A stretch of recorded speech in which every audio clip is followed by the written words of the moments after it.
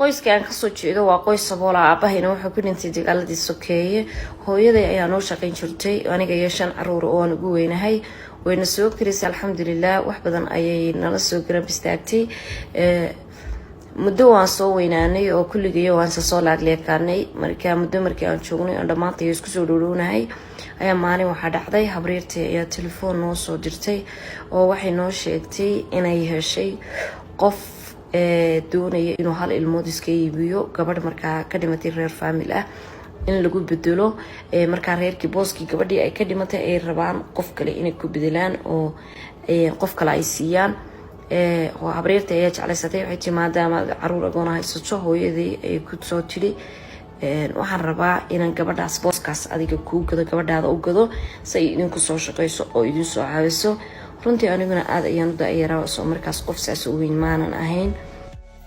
hooyada iyo habriirtay sidii ayay ku heshiiyeen oo sidii ayaa lagu heshiiyey. reerkiina booskii waa la iga gaday. runtii maalin maalmaha kamida ayaa waxaan ka dhoofay magaaladii aan ku dhashay kusoo barbaaray. familkii aan jeclaa ay joogeen. waxaan tegay halkaa iyo xeryaha Kenya ku yaala ee qaxoontiga. halkaasna waxaa joogay familka la rabay inaan la dhoofo. sidii ayaa muddo wax sabab badan maanu joogin xeryaha qaxoontiga. kadibna waan dhoofnay. waxaan usoo dhoofnay wadanka Mareykanka. cid noogamana soo horeynin. aniguna da ahaan qof saaweyn ma ahayn, qof waaya aragna ma ahayn oo waxaan ahaa qof yar oo guriga hooyadeed uun joogto. weligay guriga hooyaday meel ka baxsan ma seexanin. familkuna waxay ahayn family intaasoo dhan qaxoontiga kusoo dhex noolaa oo wax aqoona aan lahayn. sidii ayaan Mareykanka ku imaanay.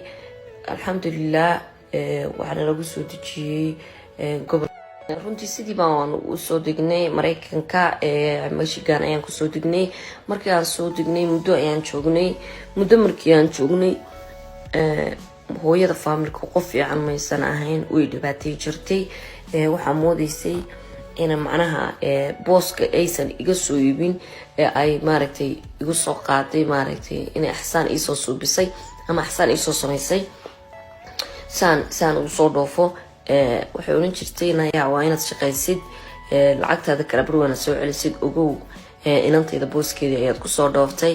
runtii aad iyo aad bay ii dhibaataysay. aabaha qoyskuna muusan ahayn qof xun, laakiin muu ahayn qof caruurta hoos og muu ahayn iyo nolosha guriga dhexdiisa wixii ka socda.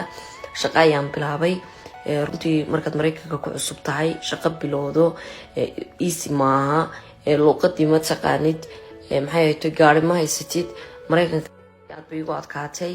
markaad wadanka ku cusub tahay shaqo bilowdo luuqadii aan si fiican u aqoonin, gaari haysanin, maalin kasta bas raacdo, waad soo daahaysaa, shaqada waad ka daahaysaa.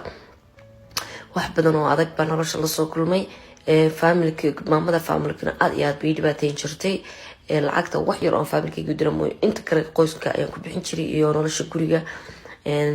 inkastoo caruur kala joogeen haddana aniga uun baa shaqayn jiray inta badan.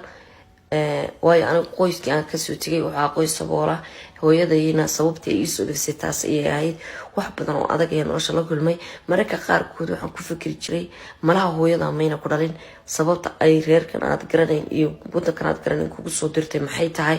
wax badan ayaa maskaxdayda ka guuxi jiray. sanadooyin ayaan noloshii u dulqaatay. kolba shaqo ayaan ka tegay.